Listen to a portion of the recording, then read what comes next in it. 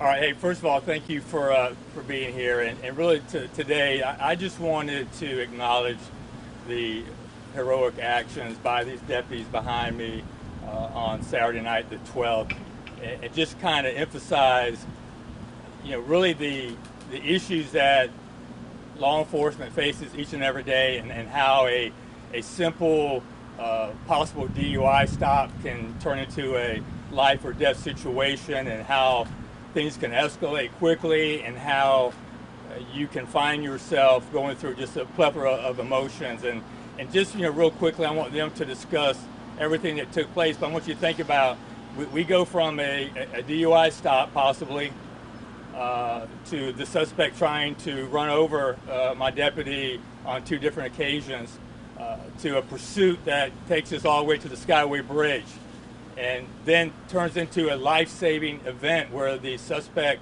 was going to jump off of the Skyway Bridge, and we were able to save him from doing that. So, I really just want to acknowledge how proud I am of these deputies and everything that they went through, and how they handled themselves, and how they handled the entire situation. So this is really not about me. This is about them. I want them to speak about everything they went through that night, and how we got to that point where we actually were able to save this man's life. So at this time, I'll have them step up. Go ahead. Good morning. My name is Deputy Merrill. On that night, I was on my way home from Anna Marie Island where I work, and I noticed a vehicle that was driving all over the road showing signs of DUI. I initiated a traffic stop. That vehicle then fled from me. At that point, I lost sight of him. I relocated that vehicle. I again attempted to stop that vehicle.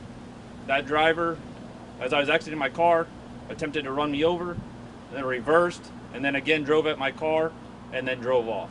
At that point, I was able to radio to other units who located that vehicle. Deputy Mayor, can you talk about those moments? You're doing a traffic stop.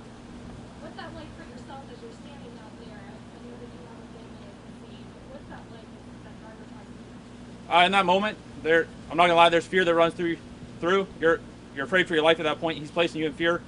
You don't have any barriers. There's a truck that's driving at you. You're concerned for your safety. You're concerned for the safety of the citizens that were around. He did have a passenger in the car that was outside of the car that was at risk of being struck as well. So I was concerned for him as well as my own safety.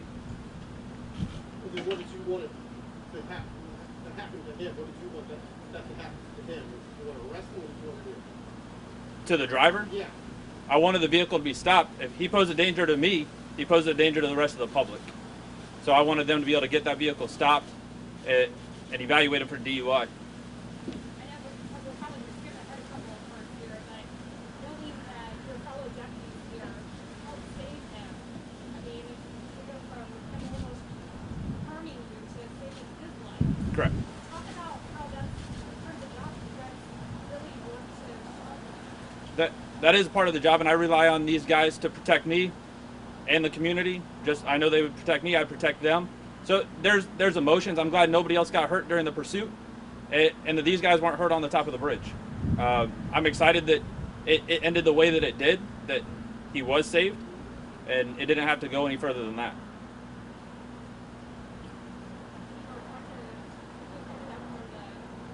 Yeah, at this time, I'm going to turn it over to these guys. They were involved in the pursuit. I stayed on scene with the passenger at that time.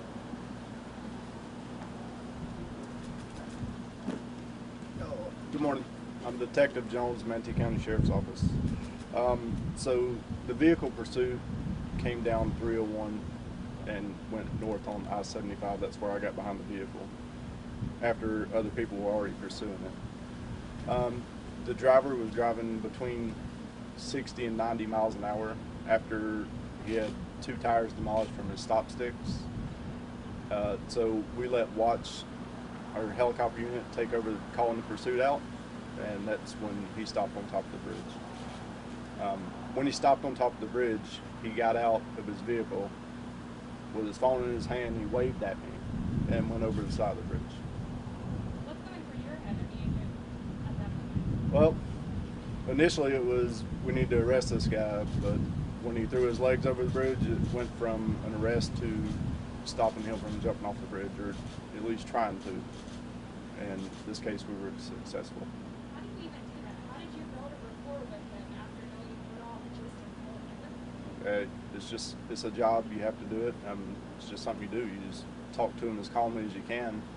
And luckily, I was able to distract him for the deputies to come around and stop him from jumping. Well, what switches in your brain to catch this guy and to save his life? It's just something we're trained to do. We're conditioned to do it from the time we start training. It's just a switch you flip. It can be any call. It doesn't have to be necessarily a Skyway. Was he talking to you? Yeah. He was saying he wasn't going back to jail. He had done this before and he wasn't going back to jail. And he was trying to call his mom to say his final goodbyes. So. What do you have to say? What did you think that kind of helped him to talk it off? Because I know that these people on their worst There's not a whole lot you can say to him. You just have to try and keep him calm and distracted until you can make other movements to get around. You feeling pressure? Oh yeah, there's immense pressure that goes along with just the job in general. It's always pressure. Is there going to be any other plan for follow-up with him at all, or is the department going to contact him, or I mean, he's in jail, right? Yes, sir. That's going to be up to other areas of the sheriff's office. So is it just you yourself, Patrick, or did you have somebody else? No, I was up there talking to him. My sergeant was, I could hear him in the radio, keep him calm, and then it worked out where we were able to stop him. And so it was a team effort because one of you guys were talking, the other person was able to come in and save him. How did you guys know that this is the time to come in and jump in to get him? Because someone actually pulled him off the bridge. So when I noticed Detective Ackerman and Deputy Van Ecklen go around him, I knew that was the time that they were going to be able to move in, hopefully, while he was distracted. Then what did you say to him? What do you remember the words were?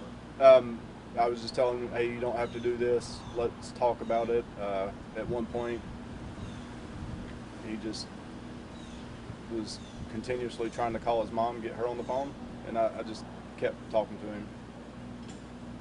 Did he say anything back to you? Oh yeah.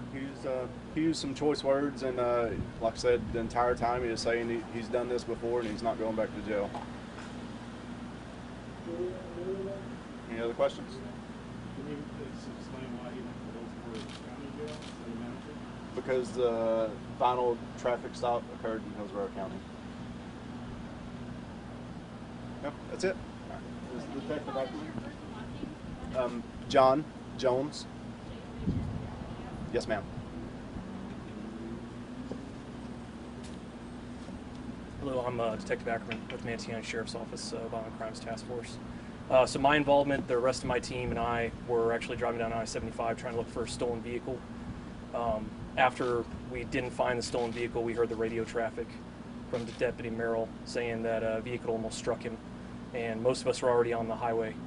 So we turned around on I-75, started driving up I-75 to exit 224, which is the Ellington exit. And radio traffic said that the vehicle was traveling west on US 301 North, and I just happened to be at US 301 North and 60th Ave, which is right next to that gas station by the highway entrance. So I got my car set up. I was able to get my stop sticks out. More deputies started making calls saying that they were getting closer to my position.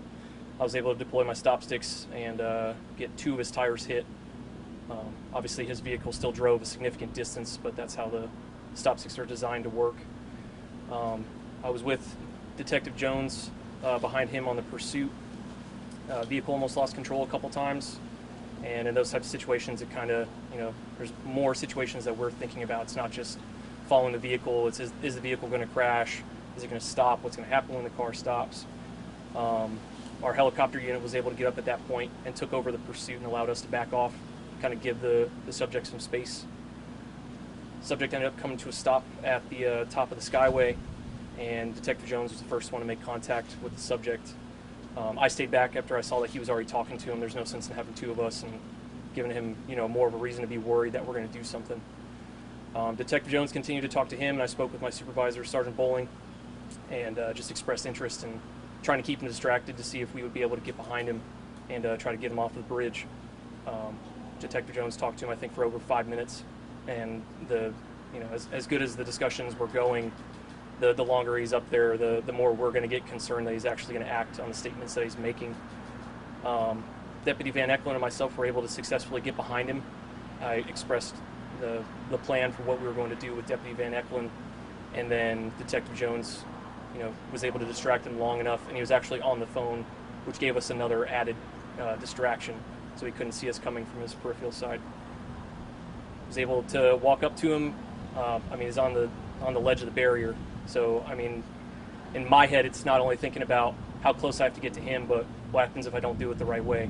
What if I don't get my arms wrapped around him completely? This could fall on me. It could fall on the sheriff's office. So I just got as low as I could and got under his arms and just tried to make my hands touch and just pulled him off the barrier. All the deputies that were on scene did a really great job. They were able to get up to me and Deputy Van Eckelen really quick. He put up a little bit of a fight, not wanting to go back to jail, but we were able to successfully get him detained and get him in the back of the car. So that's it. Were you afraid that you were going to go over the edge with them? I'm not going to say that the thought didn't go through my mind, but we don't unfortunately have the time to think about that kind of stuff when situations like this are happening right in front of us. We normally just have to act and rely on the training that we have and the training that we continue to get at the sheriff's office. And I don't think that the situation could have went any better than the way that it did that night. So.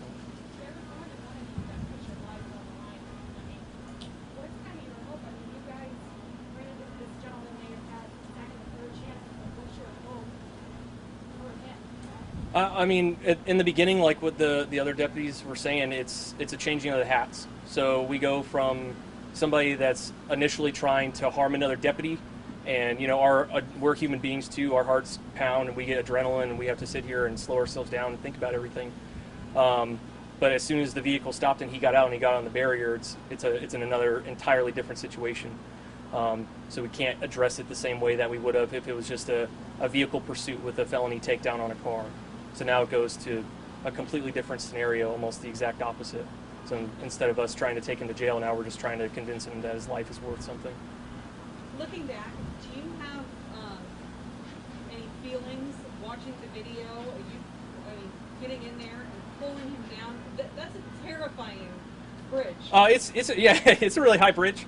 Like what I said in the beginning, when we started to walk up behind him, I was only probably 15, 25 feet, but it felt like it took us forever to get behind him, and all that kind of stuff's going through our heads just as much, because that liability could fall on me if I accidentally didn't grab him the right way and he fell off, or he grabbed me and we both went down. But like what I said earlier, I don't have the time to think about that in that type of scenario. So what was the actual moment that you didn't go? So like what we were saying before, Detective Jones did a really good job at building that rapport with him and keeping him distracted. The first time I started walking over to about like a 90-degree angle from where he was, closer to the west side of the bridge, he kept looking at us, so I knew that really wasn't the best time to do it. I went back to my sergeant and expressed our interest for what we wanted to do, and the second time I was able to get a little further, and then that's when Sergeant Bowling said, if you have the opportunity, take it. The phone rang, he picked up the phone, and all of his right side was pretty much blocked, so it gave us a lot better of an opportunity to get a hold of him. Sorry. What's your hope for him? Did give him the extra chance, or you figure it out? Yeah. Unfortunately, he's an adult. I can't make decisions for him. None of us can. I think he needs a little more help mentally, but I think the charges that he's facing should still be addressed. So he actually did get a hold of his number? I can't confirm that. He was on the phone talking to somebody, but as far as whether or not he actually made contact with them, no, I can't tell you. Anybody? Yes. Tyler Ackerman. Thank you. Could you spell your first last name? Ackerman.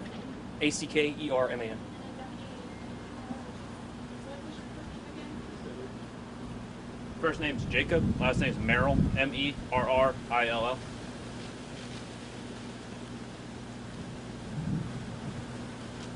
Well, hey, thank you for being here. So I just want to stress this. So when we talk about de-escalation, we talk about having to control a situation. Anytime that you're in a pursuit, it is extremely stressful. Your emotions are high. You worry about the safety of yourself, the people that are running from you, the public, And when you get into a situation now where you have to calm everything down and actually try to save a man from jumping off a bridge and committing suicide, that takes a lot of training, and it's not easy. And then to really try to get strategic and figure out how we're going to get one deputy around here to save this guy on a bridge that is extremely scary, and traffic going by you, and so everything that they did was exceptional. It's heroic, and I'm so proud of them. So we just want to acknowledge how dangerous our job is and what these deputies go through each and every day. So once again, thank you for being here. We appreciate you taking the time out.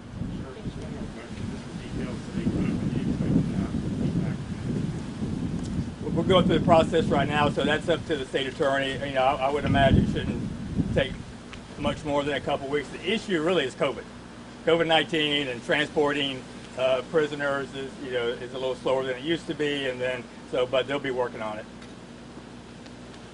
Thank you all.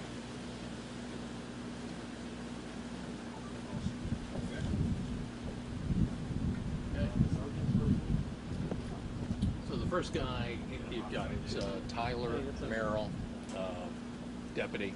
He's got, I think, his first class with Tyler. Jacob Merrill. Jacob Merrill, John Jones, and Tyler Ackerman. Don't worry, we'll call you later. You got the last names in the press release. Randy, So, are we yeah. able to get the mugshot without the?